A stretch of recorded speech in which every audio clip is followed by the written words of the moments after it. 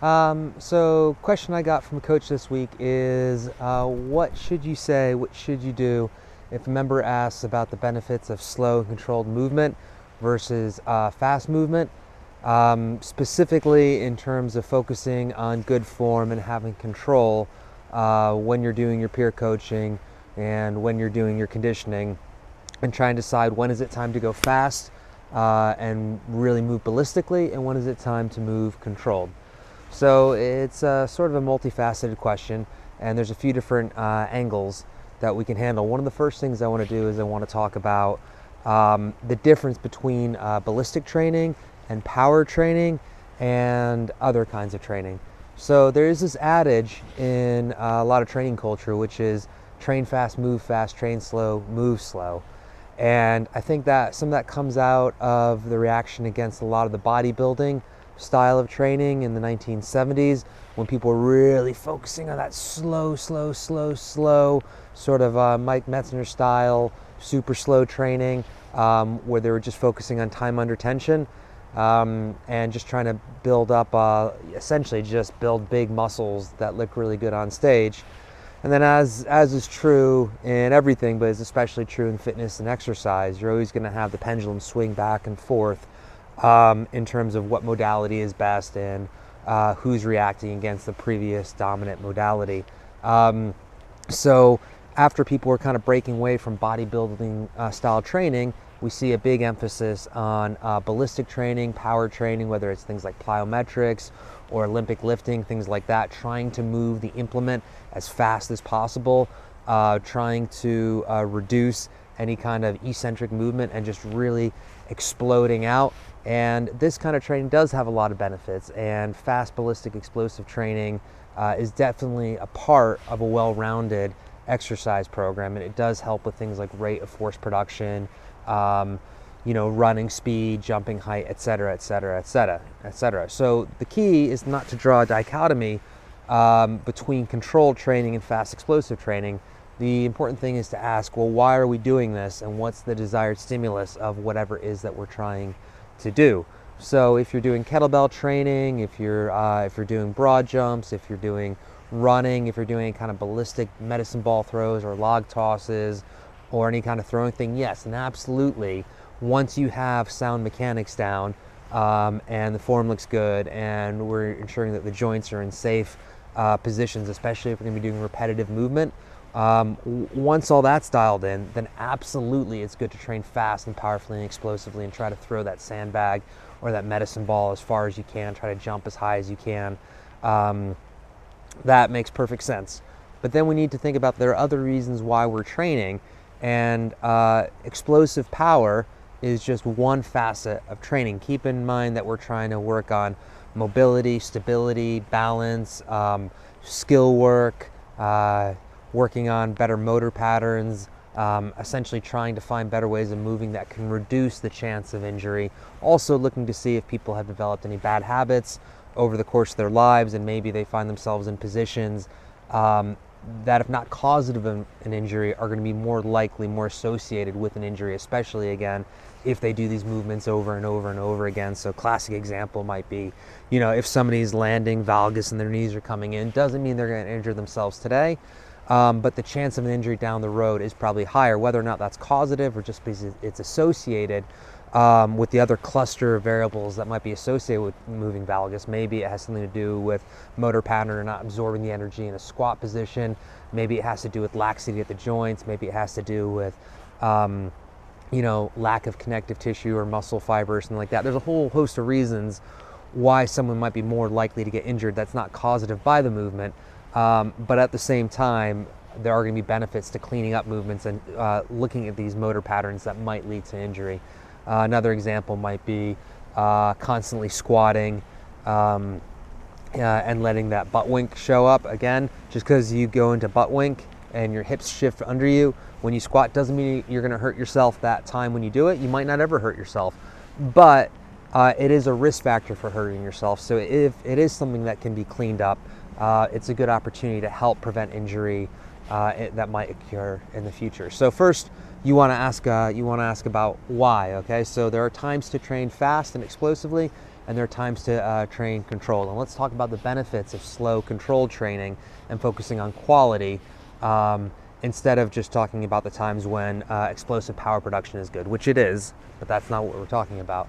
So I already mentioned it once, but this concept of time under tension, again, this is a concept that goes in and out of vogue in training, but there is a lot of merit to it, and it is a useful model when we're thinking about how to elicit positive adaptation in training. So this idea of time under tension is, if you're using a muscle, okay, your muscles can't count reps. It's not like your muscles know, okay, I just did 10 sets of 10 repetitions on this particular movement. That's enough. Now I'm going to grow. That's not how it works, okay? Muscles are complex, and there's a whole bunch of signaling that happens as we use our muscles and what might induce a muscle to grow or muscle to get stronger. But a good rule of thumb is essentially time spent under tension. So instead of just thinking about reps individually, you can think about how much time that muscle is actively working and how much force it's producing. And that total time under tension is an equally good way of measuring volume as is individual reps or sets or anything like that. And the more time you spend under tension, especially if your muscles are producing enough force to enact some kind of adaptation, that will be a very good way to ensure that people get stronger and their muscles grow. So just time under tension is beneficial by itself, and if you're focusing on moving as quickly as possible, especially in movements that aren't made to be done, weren't assigned to be done ballistically, then you could be robbing yourself of that total time under tension. If somebody is doing nice controlled lunges, okay, where they're really taking time to have control at full range of motion, even if they're only doing 6, 8, 10, 12 lunges at a time over the course of a conditioning workout, the quality of each of those repetitions is going to be much, much better for inducing change than would be if someone just falling to the ground and collapsing. They're spending very little time under tension. So actually, even though they're counting the reps and they feel like they're doing the same amount of work as other people, they're actually probably doing less work, because what they're really doing is just collapsing the ground, bouncing off the ground, going back up again, which is a recipe for injury, number one, even if it's just a matter of your kneecap hitting the ground over and over and over again at a faster speed. But number two, you're robbing yourself of the benefits of that movement. So consider time under tension and its benefits towards hypertrophy. Also, time under tension is going to be good not just for building muscles, but building other connective tissue. So, tendons and ligaments as well, especially need that tension if you're going to induce growth, because it's much, much harder and takes much longer to get your non-contractile components to grow and get stronger and to lay down more fibers. So, number one. Number two is eccentric training is really beneficial. So eccentric training, we think of the downward position in the squat. I'm going to use the lunge position again because this is pertinent to what I'm talking about. That controlled descent when you're using your muscles is really beneficial, and it's also associated with reduced injury rates. Not only that, it's actually probably preventative. I can probably say that focusing on the eccentric component of training will help prevent injuries, and there's a number of reasons for that.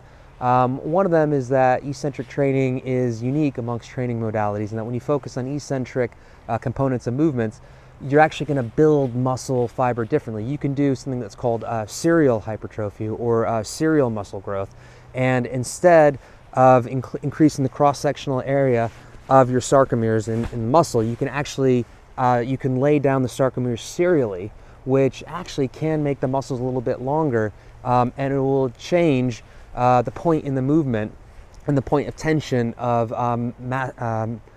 max power production.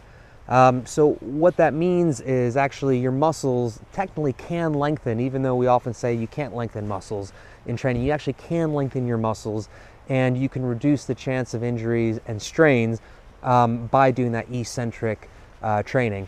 And there have been a lot of sports scientists who've looked at this. Franz Bosch is probably the most famous one, and he's done a lot of work on eccentric training of hamstrings and prevention of muscle injuries. And eccentric training of your hamstrings is actually associated with reducing knee injury and reducing hamstring pulls and tears like that. And there could be a number of reasons. It's not just because of the way you lay the muscle fiber, it's also the eccentric component of a movement is when you're doing that energy absorption. So you think about landing and things like that. And this is true of your quads and other muscles in that landing system, okay?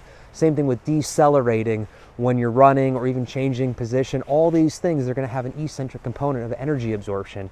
And you want to train the element of energy absorption because that's going to help prevent injuries. So eccentric training is very, very good for preventing injuries. That's another reason it's really worth doing.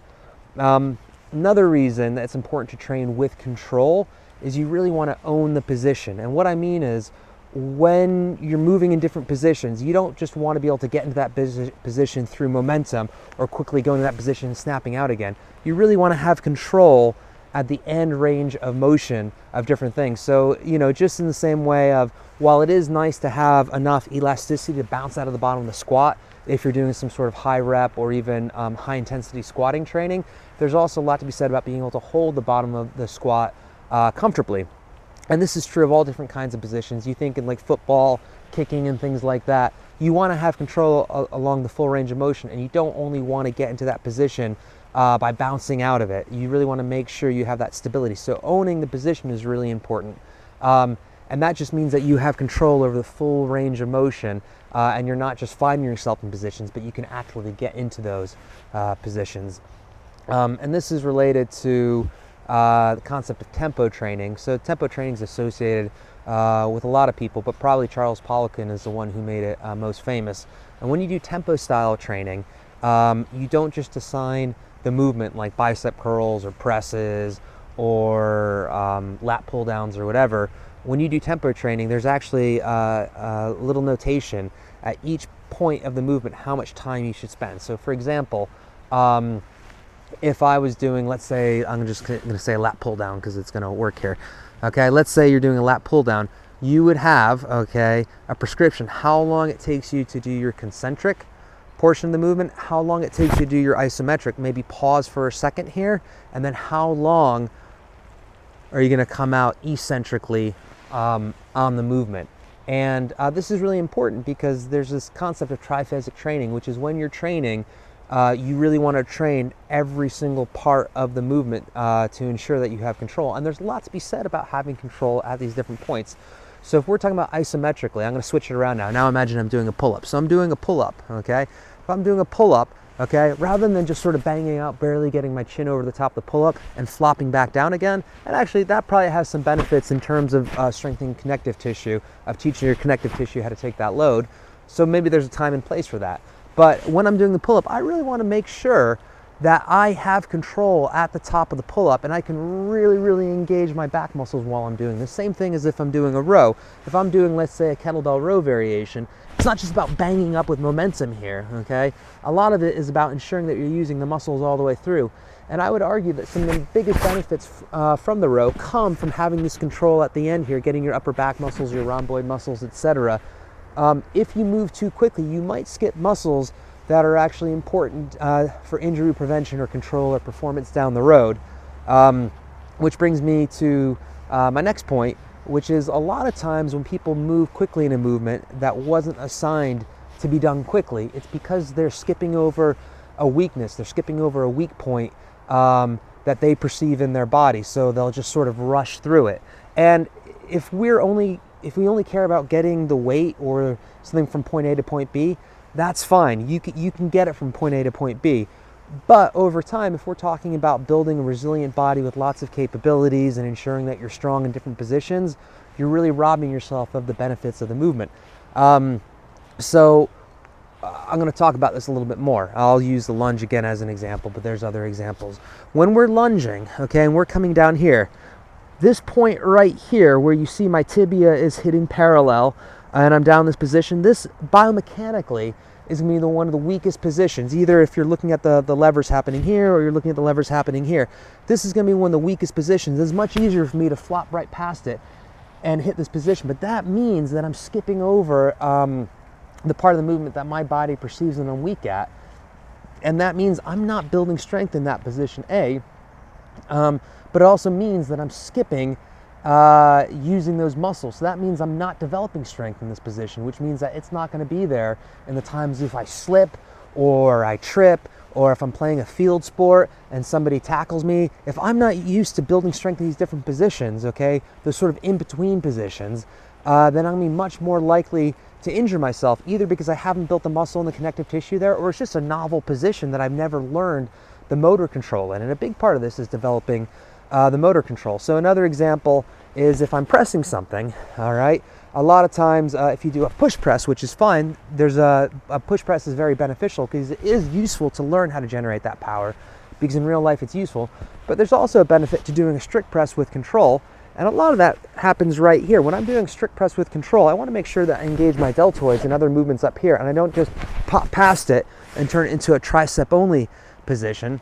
But also it means that when I come out here biomechanically, when I'm out in this position, as my humerus gets further away from my body, whether I'm pressing like this, or whatever, as this lever arm gets longer, okay, I'm at a biomechanical disadvantage here. But sometimes I might find myself in this position where I have to press from this position. So instead of skipping past it, I want to generate the strength in that position so that in real life, if I find myself being in that position, all of a sudden I'm strong there and I haven't just been skipping past my weak points. Yeah, so there are benefits to rate of force development training and or power training, whatever you want to call it. But in any well-rounded program, that's going to be there. But you don't want to mistake everything for rate of force development training if you're robbing yourself of the benefits of that slow, controlled training. So as a coach, make sure you explain the why of your training and explain, look, sometimes we work on power, sometimes we want to work on consistency and building up the weak spots. And that's a lot of the supplementary movements that we do are going to expose people to their weak spots. I'll give one more example that's a classic example, and then I'll wrap up. So sometimes when we're doing single leg Romanian deadlifts, okay, woo, all right, you'll see people kind of get loose and just bang them out. They're, maybe the kettlebell's crashing the ground, they're standing back up again, they're losing position. They'll say, oh, this is easy. They'll say, this movement is really easy, why are you wasting my time with it?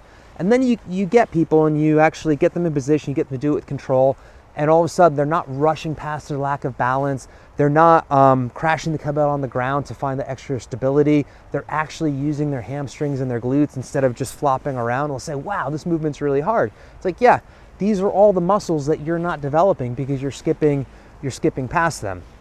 All right, so I'm gonna borrow an idea from Greg Glassman. He has this model, MCI, which is mechanics, consistency, intensity. And the idea is when you're learning a new movement, the first thing you want to do is you want to make sure you have sound mechanics. Again, are your joints stacked? Are you not putting yourself in a position that's going to increase the chance of injury?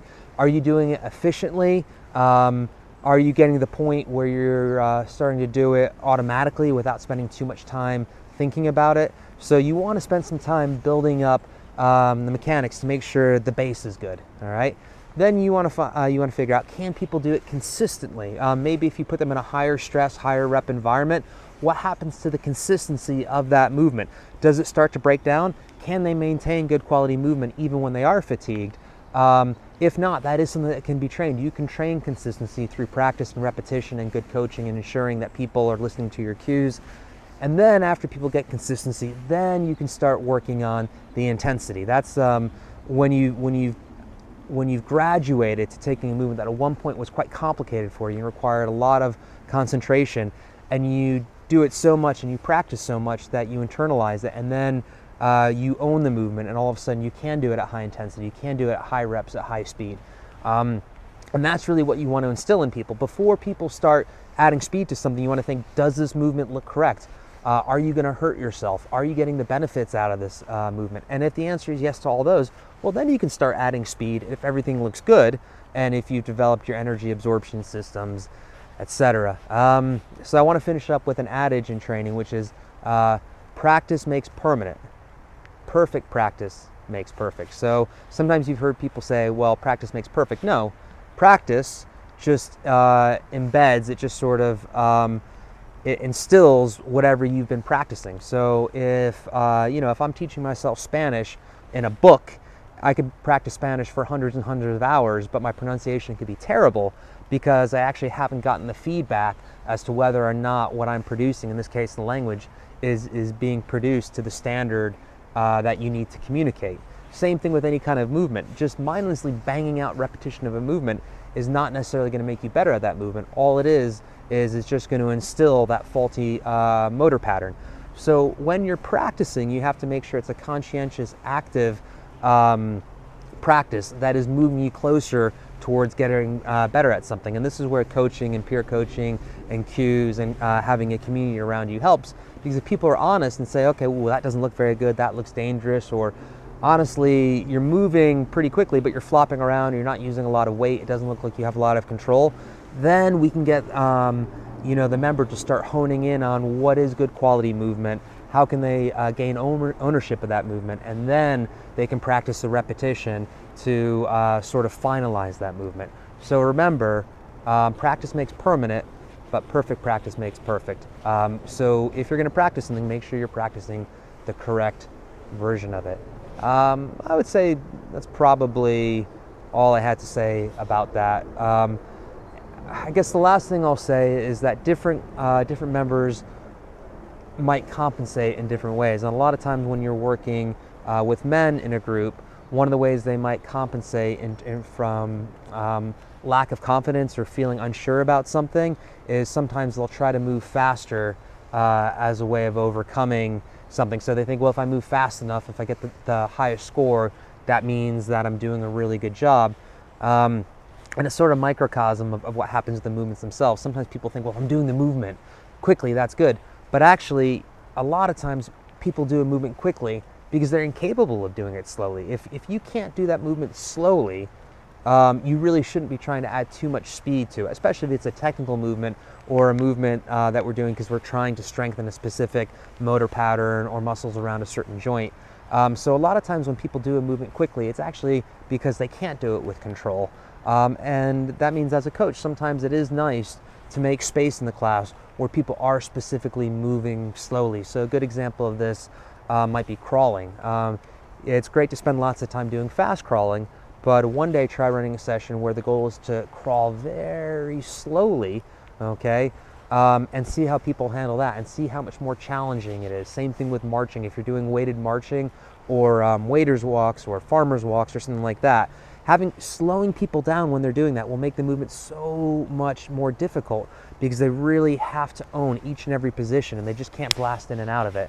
So take some time to train movement slowly, if you perceive there might be a benefit in assigning those slow movements. But then also, make sure you're still assigning your ballistic and your power movements as well, A, because they're fun, but B, because they also have a lot of benefits.